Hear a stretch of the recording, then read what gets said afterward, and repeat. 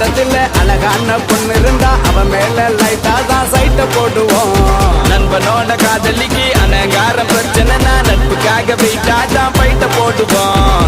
நட்பே இருக்கு மத்ததெல்லாம் எதுக்கு கடவுள்